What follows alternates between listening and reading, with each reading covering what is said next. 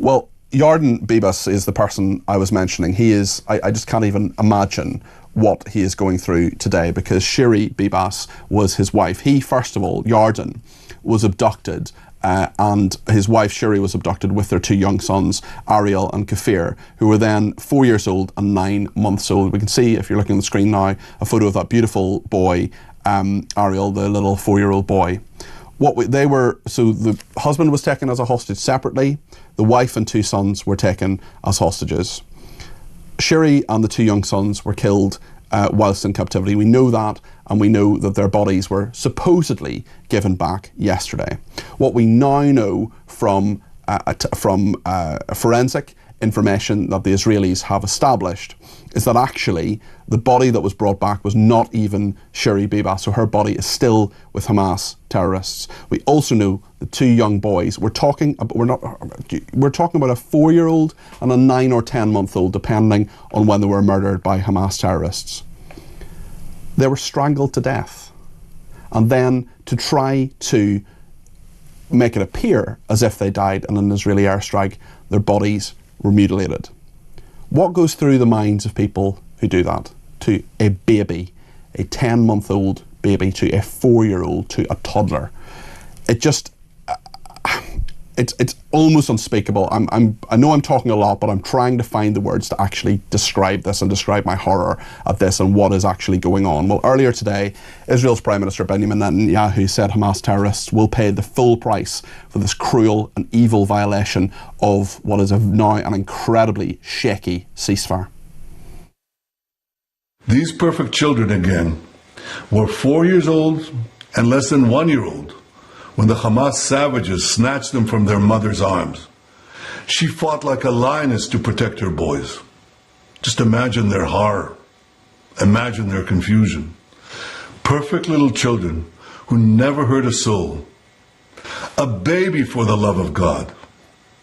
They languish in captivity until Hamas murdered them in cold blood. Who kidnaps a little boy and a baby and murders them? Monsters, that's who. These Hamas monsters also cynically refused to bring back the boy's mother, Shiri, and sent the body of a Gazan woman instead, in brazen violation of the agreement. Today, the heavens shake. The entire civilized world should condemn these horrific murders. The entire civilized world should join Israel in demanding the immediate release of all the hostages. All of Israel is united in grief. And as the Prime Minister of Israel, I vow that I will not rest until the savages who executed our hostages are brought to justice. They do not deserve to walk this earth. Nothing will stop me. Nothing. That's the Israeli Prime Minister Benjamin Netanyahu, and the spokesman for the army, Daniel Hagari, the army in Israel, said the terrorists murdered Ariel as well, and Kfir, to give a bit more detail on this.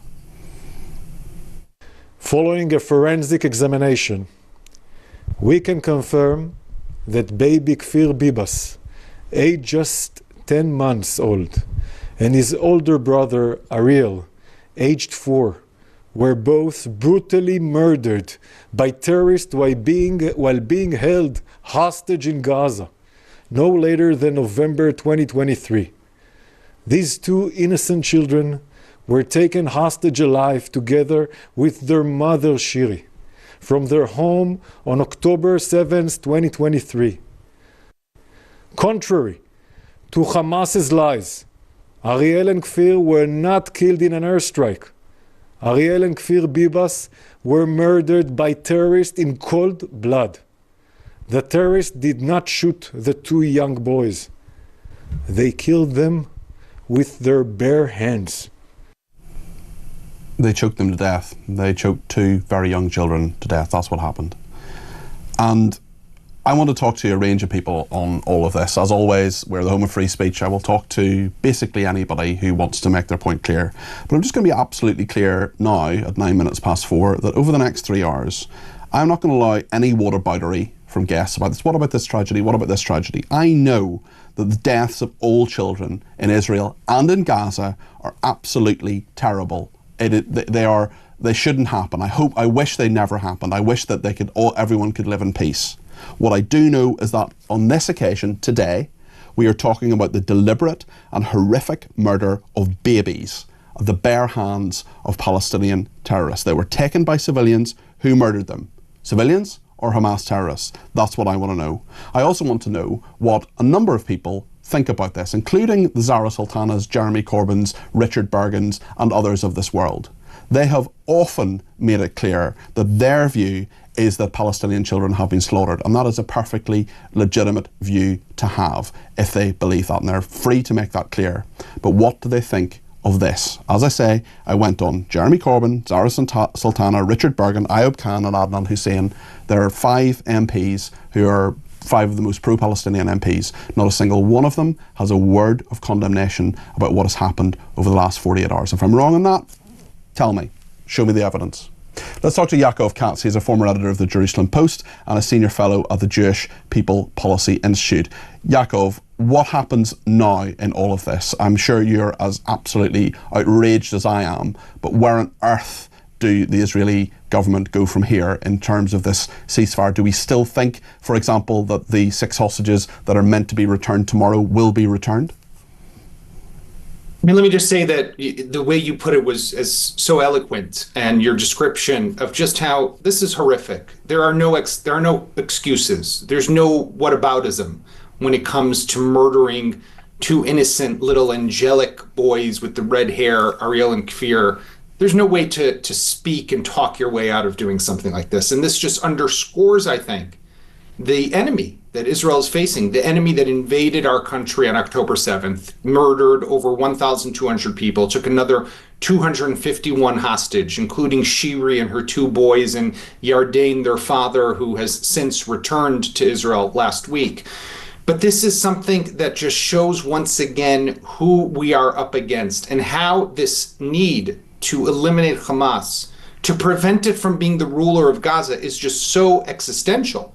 It's so important, and not just for Israel, because this type of monster, this type of barbarity needs to be eradicated for the safety and security of the entire world. But there's no question that when we think about tomorrow, when 6 living hostages are meant to come home, Israel is still very hopeful that those people who we can still bring back, we will be able to bring back. And that is the purpose of continuing with this deal, despite the horrific pain and tragedy and sorrow that an entire nation now feels over just what happened to these boys and the news that we received today with the forensic evidence, but also with the cynicism of how do they bring back a body that is not Shiri Bibas? They know we will test it. They know we will discover. If they don't have the body, why don't they just say they don't have the body? They do this because they want to continuously pierce the hearts of the Israeli people. It is psychological torture of a people.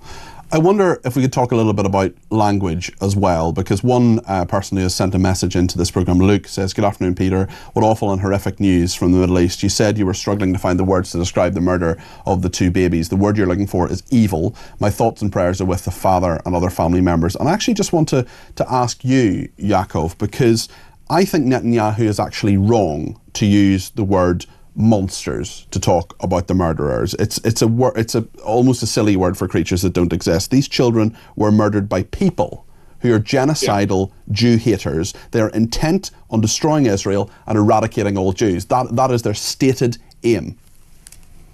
No, I totally agree. I mean, if anything, to call them human monsters, but the moment we say monsters or animals, we're writing them off as if they're something. They're not like you or I, Peter. They are, unfortunately. They are like us. They're people with heads and noses and 2 arms and 2 legs. And something has caused them to have such hatred with such passion that they're willing to take their arms, those 2 hands, and wrap them around the neck of a baby and strangle that baby to death for no reason except out of a pure hatred for the Jewish people and for the people of Israel. What does the murder of Kfir Bibas or Ariel Bibas do? Does that help bring forward and advance Palestinian statehood? Does it bring peace to the region? Does it give more independence to the people of Gaza? Does it somehow undermine the security and safety of the state of Israel? No, it does none of that. All it does is make at least us more emboldened as a country. And I think people who are like our allies, Peter, like yourself, who said it so perfectly, it makes all of us more emboldened that we have to defeat Hamas. Hamas has to be taken down. Yeah, it's fascinating as well in regard to the deafening silence of many organisations right around the world who have so much to say about so many different conflicts, so many different things, and particularly Gazan children. And that's okay. That's fine to make your views heard about that. But we're going to have a little look, actually. I'm going to talk to the people behind the scenes here who are very busy people, but it's worth checking. In relation to this story, UN Secretary General, Save the Children, Amnesty, the Red Cross, have they condemned this? Have they said these are children, this is what these organisations do? Perhaps they could let us know, because often it seems to me, from where I'm sitting in London, that an Israeli life is seen as less than another life, as particularly if it's a Palestinian life by many in the West. And I wonder what you think of that. You know, Peter, every loss of civilian life, definitely of a child, I agree with what you said before, is a tragedy. And it's a tragedy whenever someone is killed, whether it's on the Gaza side or the Israeli side. And what's happened in Gaza is tragic for the people of Gaza. I think it's the responsibility, and it's due to what Hamas has done and the way it invaded Israel and the way it fights. But you're so right. When we look out at the world and we see silence, you mentioned Corbyn and others in the UK, silence, right? Where is their outrage? How is it that they are not speaking up? And unfortunately, I think back to Jewish history.